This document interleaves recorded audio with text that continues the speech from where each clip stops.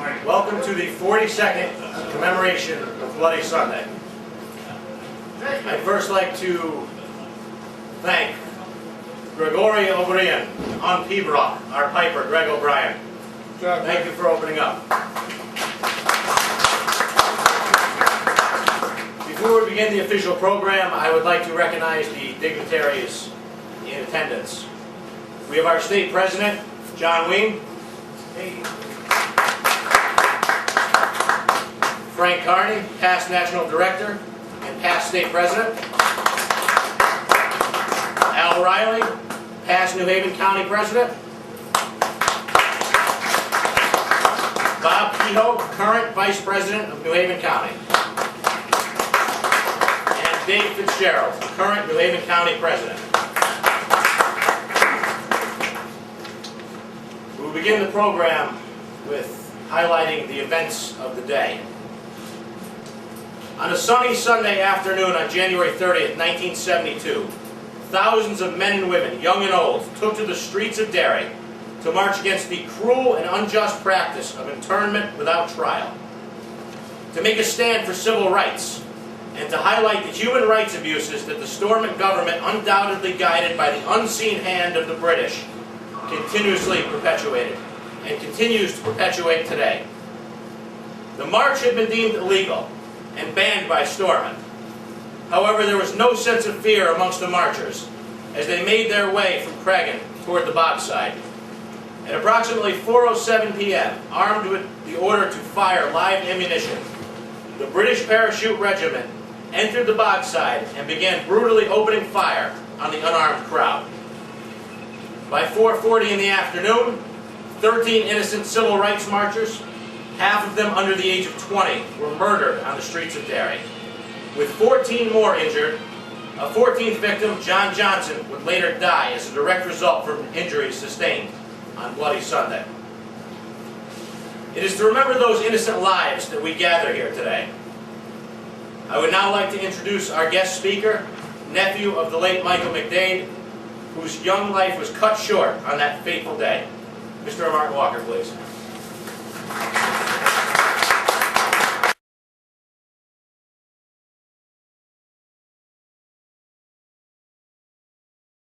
Good afternoon. I have to start with thanking you all for having me here. It's a fantastic pleasure to represent not only my country and my city, but my family. I'm a Connecticut resident now for the past 2 years. I feel very much at home here, but home never leaves you. Home is Derry, home is the Walker clan, home is the McDade clan. I'm fortunate enough to get home every year and see my family. That fortune was taken away from my Uncle Mickey on Bloody Sunday, and I think we start our story. The catalyst for the story of Bloody Sunday really is the partition of the North and South after the Easter Rising in Michael Collins, where my Irish brethren fought so very well against the British for hundreds and hundreds of years, and even the British special troops of Black and Tans couldn't defeat us. So they had to sacrifice to... I can't hear you! Come closer, Steve!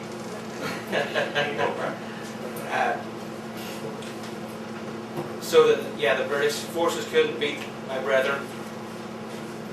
And they came to an agreement to sacrifice the North, not to everyone's pleasure. The partition allowed the Brits a stronghold in the North, where they persecuted the Catholic families, dominated politics, dictated politics, red Catholics from their lands. And the reason why Bloody Sunday happened was a justice campaign to fight against what Joe said in terms of internment, but also gerrymandering. For those of you who do not know what gerrymandering is, it's the dictation of politics. The British government in the North dictated politics to keep power. And whenever anybody's in power, their biggest fear is losing that power. So how did they dictate the politics? For every Catholic family living in the Bogside, my family lived and had, my mother's family had 11, 12 brothers and sisters. In one household, 2 bedrooms. My mother grew up sleeping in beds with her brothers and sisters. Anybody over the age of 18 in that family, in any democracy would have a vote, right? not Northern Ireland, not in the north. Catholic families shared one vote between each household, whereas a Protestant family, a British family, may have had 2 parents, 2 kids over the age of 18. They had 4 votes. That was gerrymandering, that was the dictation of politics which kept British power in the north, which led to the ability to create internment, which was imprisoning young Irish Catholic men and women on the basis of nothing, just because they could, because they had the power and created the laws. So Bloody Sunday, as so aptly described, 30th of January 1972, was a day that Irish families in the north could take no more. It was created to fight justice. A civil rights march not unlike the civil rights marches across the world. Peaceful, with the hope of equality. Led by John Hume, who is now a Nobel Peace Prize winner, and instigated also by a Protestant man called Ivan Cooper, who often gets overlooked. War and pain usually has nothing to do with I am this and you're that. People who oversee it, you see past cultural differences, you see past religion, you see past race, you see past gender. You see a world that, from a humanitarian standpoint, has better views. And not many Catholics would praise a Protestant, but Ivan Cooper was a Protestant who's seen past religion, who's seen past all the bad stuff that was going on in the north, and who wanted equality as a humanitarian. So the Bloody Sunday March was led by people who wanted justice, not just Catholics, but people who believed in justice, people who believed in freedom to vote, people who believed in the abolition of internment. And it was a peaceful protest from Craig to the Bogside. And on that day, a peaceful protest turned violent with the savagery of the British forces who came in and destroyed a community, destroyed families, took lives, and injured more. My full name is Michael Martin Walker. I was born on February 4th, 1982. My uncle, Michael Martin McDade, was murdered pretty much 10 years before I was born, so I was named after him. He was murdered in Boston at the age of 20. So my life, whether I was named after him or not, growing up in Derry in the Bogside, experiencing the Bogside riots, knowing that my house was a safe house, we harboured IRA men deemed as terrorists, we harboured and stored weapons for the IRA. We involved ourselves and immersed ourselves in the fight for equality and the fight for justice. Not only the lives that were lost on the day, or Mr. Johnson's who was lost shortly afterwards, or those injured, not only were their innocence or freedoms taken, but there was a far bigger, massively important, and often overseen impact that it had on the community of Derry and across Ireland. Young men and women, much of them in their early teens, all the way through to adult men and women, who had dreams and aspirations for further education, for good jobs, for raising a family, for finding somebody who they love. On that day, their futures were taken from them as well. Because the British forces, Bloody Sunday, put them in a position where they had no choice but to involve themselves in a fight for justice. And by the word fight, we mean fight. Many lost their lives, many did things that they would never have dreamed of doing had Bloody Sunday not happened. Many believe that had the goal of Bloody Sunday and the Civil Rights March been met, they would have better futures. Their futures were taken away from them, just as much as those that were killed on that day. My personal experience growing up in the past 2 years living in Connecticut, or funnily enough, the only 2 years of my life that I've missed the Bloody Sunday commemoration in Derry. I've always been home for it, which makes it even more emotional for me to be here. But from a personal point of view, my mother had 11 brothers and sisters, of whom 5 are left. Both their parents are dead. And they all died before June 15th, 2010. Their deaths were a direct result of what happened on Bloody Sunday. He couldn't cope with it. Uncles that were proof of alcoholism, aunties that died of heart attacks because of their poor health. They lost their brother. But more so than that, they were immersed in a community where they were persecuted and tortured before and after Bloody Sunday. I remember I coach soccer now, and I always talk to the kids that I coach, and I didn't start playing soccer until I was 15 years old, because the sport we played back home in Derry was, during a riot, we could pick up the most rubber bullets. That was our sport. That's what we grew up with. That's something that no child should have to grow up with. From my family point of view, June 15th, 2010 was a great day. In many ways. Selfishly, because it lifted a burden off my mother's shoulders. Immediately in the aftermath of Bloody Sunday, the government reached out to the world press. The British government told the world press that anyone who died on that day were criminals, terrorists, they had lead bombs, guns. I feel bad for my grandparents and aunts and uncles who died knowing themselves that their brother, their son, was innocent, but worried about how the world perceived their son or brother. From a selfish standpoint, June 15th, 2010 gave my mother a little bit of relief after an exhausting 38 years pursuing some form of justice. Relief, yes, but justice, no. But David Cameron said that the killings were unjustified and unjustifiable. The world knew that the guys were innocent who died on Bloody Sunday. However, is that justice?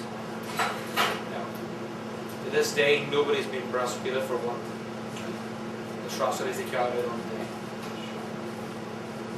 So whilst that recognition of the innocence of those killed on Bloody Sunday comes as a relief, we still pursue justice.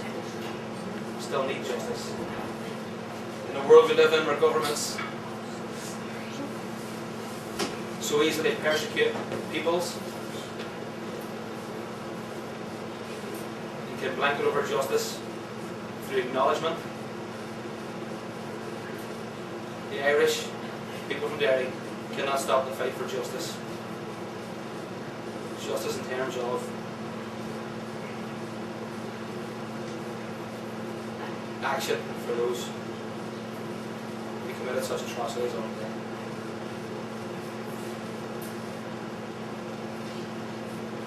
The fallout from being a Northern Irishman, Irish first and foremost, still to this day for me, is fighting for identity, and that's what we do. That's what Irish people do all across the world. To this day, I meet people across the world that I've travelled, near and far, and they say to me, "Where are you from?" I say, "I'm Irish." "Whereabouts in Ireland?" "Derry." "Oh, but that's Northern Ireland, you're not British." I still suffer the fight that my parents, uncles, grandparents, and I fight, and that's what makes us more Irish than anybody else. Fighting for your identity collectively in a group. Whenever people question it, whenever people persecute you, it's what turns your blood green and what makes your heart strong. So again, thanks for having me. Very much appreciated. Gurmi Agad. It's been a pleasure.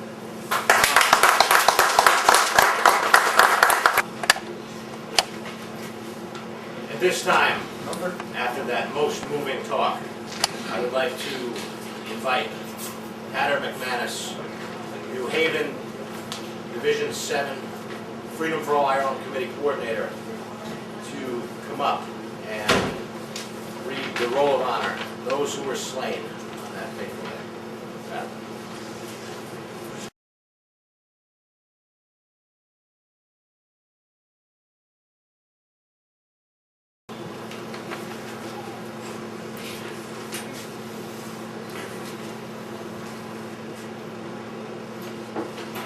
Patty Doherty, 31 years of age. Gerald Donahue, 17 years of age. Jackie Duddy, 17 years of age. Hugh Gilmore, 17 years of age. Michael Kelly, 17 years of age. Michael Madej, 20 years of age. Kevin Nicanelli, 17 years of age. Bonnie McGeegan, 41 years of age. Gerald McKinney, 35 years of age. Willie McKinney, 26 years of age. William Nash, 19 years of age. Jim Ray, 22 years of age. John Young, 17 years of age. And John Johnson, 59 years of age. We now have a moment of silence for these 14.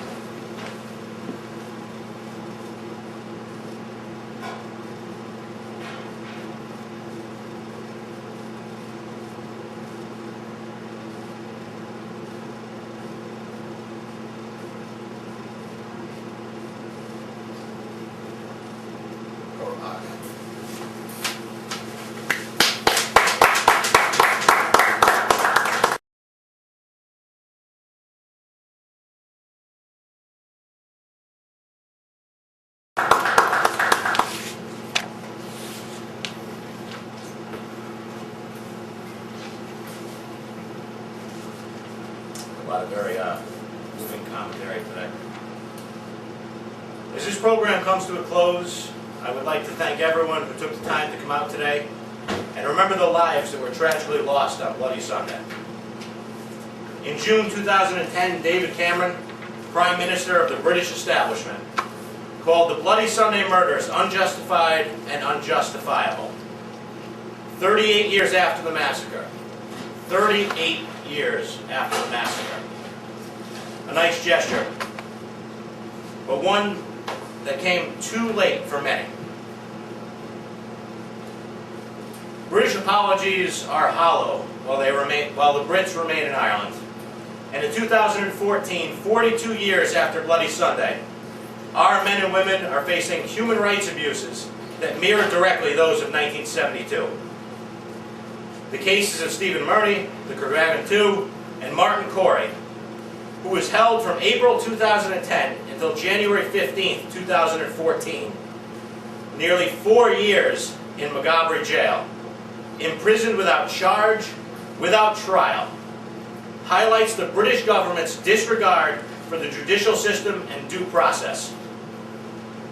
While we must never forget to commemorate our past and promote our culture, we must also realize that as long as the Brits remain in Ireland, there will be resistance to their unwanted and illegal occupation, and with resistance comes political hostages. It is for that reason that we are so committed and determined to continue to promote the New Ireland Solution, Era Nua, as the only viable alternative and program in sight for a united Ireland. Irish authored, the Era Nua program envisions and promotes Ireland as she should be, united, Gaelic, and free. And for Ireland, to that end, we can add nothing further. Thank you.